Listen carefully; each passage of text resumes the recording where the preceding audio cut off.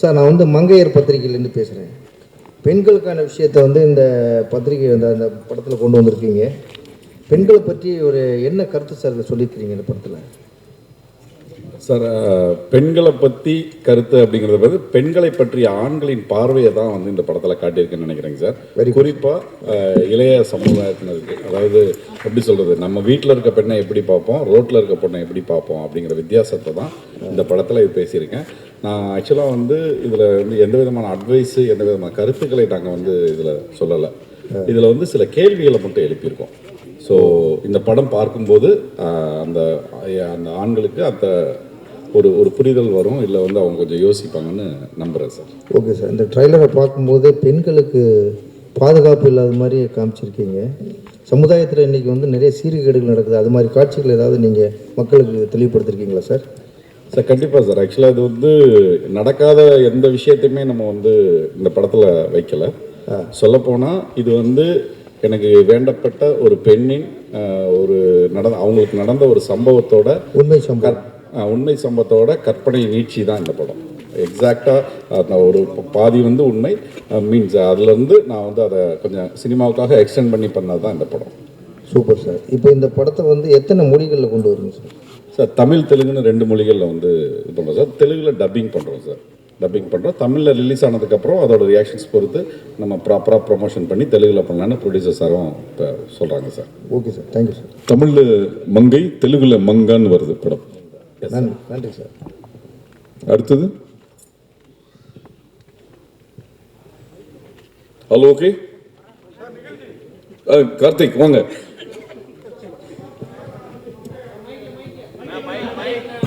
அவங்க ஏற்கனவே மங்கை தானே? மங்கை பேரிளம் பெண் பெதும்பை அந்த விஷயம் கேட்கல தலைவா. இதுக்கு இந்த படம் பேர் இனிமே உங்களுக்கு லேபிளா இருக்குமா அப்படிங்கிறது இல்ல. இங்க லேபிள்ன்றது வந்து நாம கொடுக்கறது தான் லேபிள். இப்போ நீங்க படம் பார்த்துட்டு அவங்க வந்து எப்பவுமே எல்லாத்துக்குமே ஒரு 2.0 வெர்ஷன் இருக்கு இல்லையா? ஸோ கையில் ஆனந்தியா இருக்கவங்க இந்த படத்துக்கு அப்புறம் மங்கை ஆனந்தியா மாறுவாங்க. நீங்க எழுதி உங்க மாதிரி பத்திரிகை சகோதரர் எழுதுறாங்கன்னா அவங்க மங்கை ஆனந்தியாக மாறக்கூடும். கண்டிப்பா கண்டிப்பா கண்டிப்பா சார். டைரக்டர் சார், சொல்லுங்க சார். இதில் வந்து பேரே மங்கைன்னு வச்சுட்டீங்க. சரிங்க. எங்களை மாதிரி ஆண்கள்லாம் கொஞ்சம் சின்னதாக கோபம் வராது அவங்க மேலே?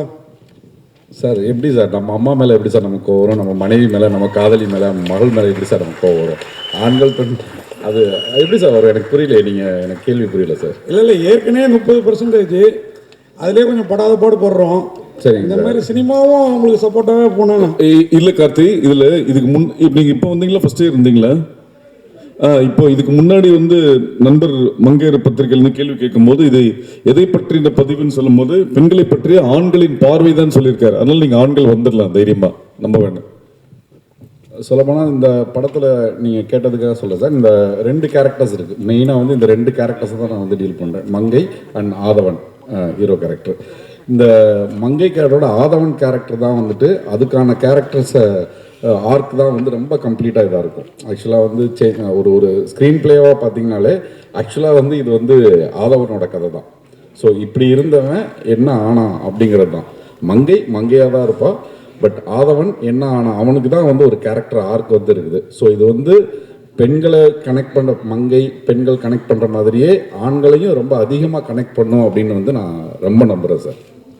டைரக்டர் சார், சொல்லுங்கள் சார். வந்து நீங்கள் சொன்னீங்க பெண்களுக்கு பாதுகாப்பு இல்லைன்னு சொல்லிட்டு ஒரு விஷயம் சொன்னீங்க. ஆனால் தமிழகத்தில் வந்து பெண்களுக்கு நல்லாவே பாதுகாப்பு இருக்கு.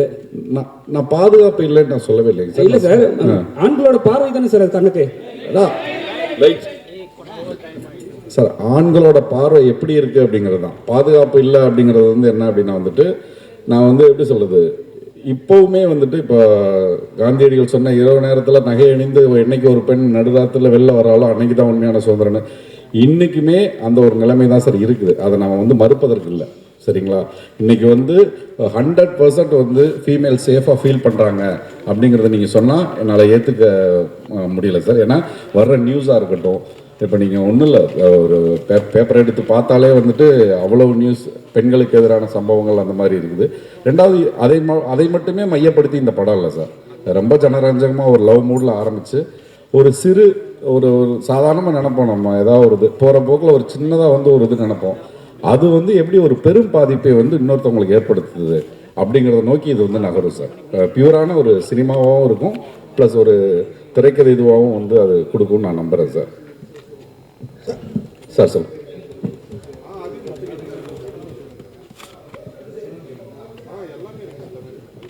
சார் அது கவர்ச்சி அப்படின்னு வந்து எப்படி, எனக்கு கவர்ச்சிங்கிறத நான் வந்து சொல்ல மாட்டேன் சார். அது அந்த எப்படின்னா வேரியஸ் பெர்ஸ்பெக்டிவ் அந்த அந்த இதை தான் நாங்கள் வந்து காட்ட நினச்சோம். ஸோ கவர்ச்சியாக வந்து காட்டி அதன் மூலமாக ரசிகர்களை உள்ளே இழுக்கணும் தேட்டருக்குள்ளே அப்படிங்கிறது இல்லை. அந்த போஸ்டருக்குள்ளே ஒரு பெயின் இருக்கிறதா வந்து எனக்கு ஃபீல் ஆச்சு சார். அந்த போஸ்டரில் வந்து ஒரு அந்த பெண்ணை நம்ம வந்து கொஞ்சம் தொடர்பு படுத்தி அப்படி ஒரு நிலைமையில யோசிச்சு பார்த்தோம்னா நமக்கு வந்து இன்னும் அதிக வலி இருக்கும். ஸோ படம் பார்க்கும்போது அதோட முழு இது தெரியும் நான் நம்புகிறேன் சார். சார் இதில் கவிதா பாரதி சார் வந்து பெண் விரோத நடவடிக்கையில் இருக்காரா இல்லை பெண்களுக்கு சப்போர்ட்டாக இருக்காரா? இது அவரே சொல்லுவார் சார். படத்துக்கு வெளியே கவிதா பாரதி சார் வந்து பெண்களுக்கு சப்போர்ட்டாக இருக்காரு. எந்த படத்துலையுமே அவர் பெண்களுக்கு சப்போர்ட்டாக இருந்தது இல்லை. பெயர் பெண்கள் சப்போர்ட்டாக தானே இருக்கீங்க? புரியல. இல்லை பேர்லேயே பெண்களுக்கு சப்போர்ட்டாக தான். மகிழ்ச்சிங்க, ரொம்ப நன்றி சார். ப்ரொடியூசர் சாருக்கு மட்டும் ஒரே கொஸ்டின் சார். ஜாஃபர் சார், அதாவது ஒரு பக்கம் அமீர் சார் படங்கள்லாம் பண்ணுறீங்க, சரி சார். இன்னொரு பக்கம் இந்த மாதிரி மங்கை இந்த மாதிரி பெண்களுக்கு சப்போர்ட்டான ஒரு படங்கள் பண்ணுறீங்க. எப்படி பார்க்குறீங்க? இப்போ இது வந்து இதில் உங்களுடைய எண்ணங்கள்லாம் பூர்த்தி ஆகும்னு நினைக்கிறீங்களா, இல்லை அமீர் சார் மாதிரி படத்தில் பூர்த்தி ஆகும்னு நினைக்கிறீங்களா? சார் அமீர் சார் மாதிரி படத்தில் வந்து எப்படி சொல்கிறதுன்னா, எல்லாமே அமீர் சார் ஆல்ரெடி ஒரு பெரிய சாதனையாளர், அதில் எந்த மாற்று கருத்தும் கிடையாது. சரிங்களா? சினிமாவுக்கு அவர் இனிமேல் வந்து புதுசாக எதை செய்யணுன்றத ஒரு கமிட்மெண்ட்டில் இந்த படத்துலையும் இந்த வருஷத்தில் இந்த படம் வந்தோன்னே நீங்கள் பார்ப்பீங்க. இறைவன் மிகப்பெரியவன் பொறுத்த வரைக்கும் எப்படின்னா, இந்த வருடத்தில் சிறந்த படமாக வரும்ன்றதுல அதிகபட்சமான நம்பிக்கையும் எனக்கு இருக்குது. அதில் எந்த மாற்று கருத்தும் கிடையாது. அதே மாதிரி தான் மங்கை. இப்போ நீங்கள் கேட்குறீங்க, எப்படி கேட்குறீங்க, ஹீரோயினி ஓரியன்டல் அது ஹீரோயினி ஓரியன்டல். மங்கைன்னு டைட்டில் வச்சதுனால மங்கை ஆயிடாது. படம் வந்து பார்க்க போகும்போது அந்த படத்தோடைய கருத்தும் கதையும் உங்களை நகர்வுலையே உங்களுக்கு புரிஞ்சிடும்.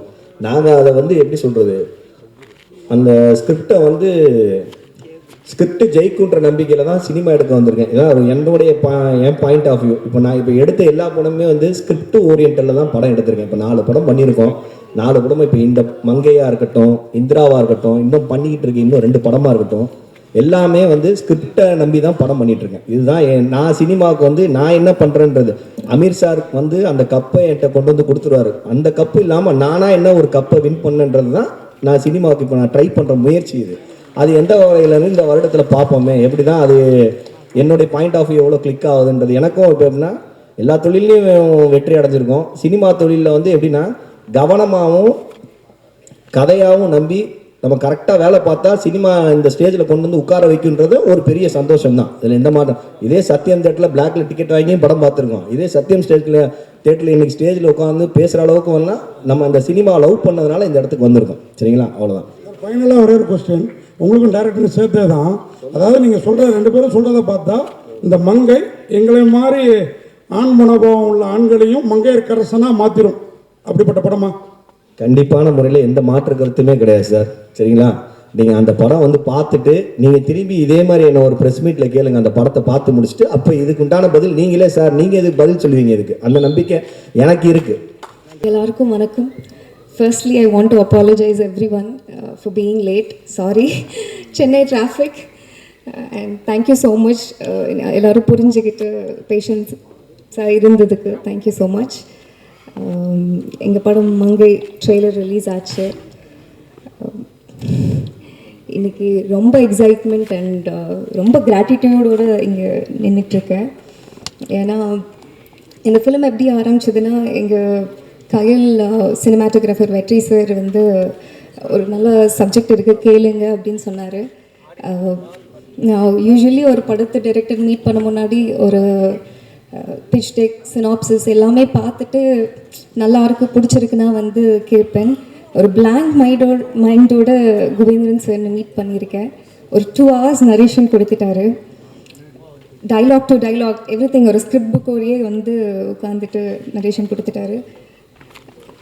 படம் ஒரு 2 hours படம் பார்த்த மாதிரி ஒரு ஃபீலிங் வந்துச்சு.